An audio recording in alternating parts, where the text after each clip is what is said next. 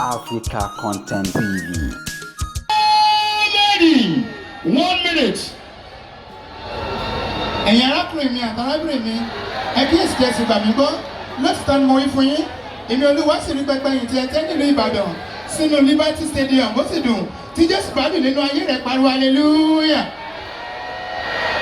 Àṣírí Olúwa ń bẹ pẹ̀lú àwọn tí ó súnmọ́, ẹ̀yin ọmọ Ọlọ́run, èmi Olúwa rọ̀ yín gidigidi, ẹ fi igbó lẹ̀. Bí o bá ń fa igbó ìwọ kò lè dàgbà kódògbò, dẹ̀yìn lẹ́yìn igbó. Sápà mú ọ, ìwọ sì ń gbàdúrà sí Ọlọ́run, ó ní Ọlọ́run mi, jọ̀wọ́ fún mi ní owó kẹ́mi kí ó lè jẹun.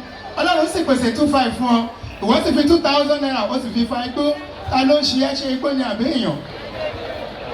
Èmi rọ̀ yín gidigidi, ayéfẹ́lẹ́ àbí ayé kò fẹ́lẹ́. Bí ayé bá fẹ́lẹ́ lótìtọ́, jọ̀wọ́ tún orí rẹ ṣe, kí ìwọ pẹ̀lú kí ó lè di ọjà. Ẹ̀yin tí ẹ fẹ́ràn Dr. Yínká Ayéfẹ́lẹ́, ẹ pariwo ó pọ̀. Ẹ pariwo pọ̀. Ìbàdàn, òṣì Ọlọ́run mi.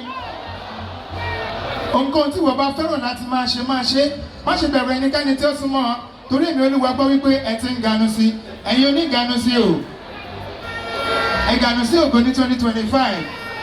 Arákùnrin kan bẹ̀rẹ̀ sínú èmi Olúwa dùn sí gidigidi. Dr. Yínká Ayéfẹ́lẹ́ ọjà. Ó fẹ́ràn ọmọdé ó sì fẹ́ràn àgbà. Bí wọ́n bá sì ní ẹ̀bùn yóò máa fẹ́ràn rẹ̀ sí. Tí wọ́n gbọ́ sì kórìíra ògo, ò ní lógo.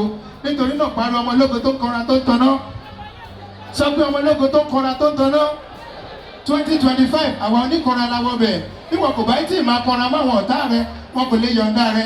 Fẹ́ràn ẹnìkejì rẹ gẹ́gẹ́ bí ara rẹ. OluwaComedy ni èmi, ọjà Ọlọ́run kì í kùtà. Ayéfẹ́lẹ́ ó lọ fà. Ẹ pariwo wá.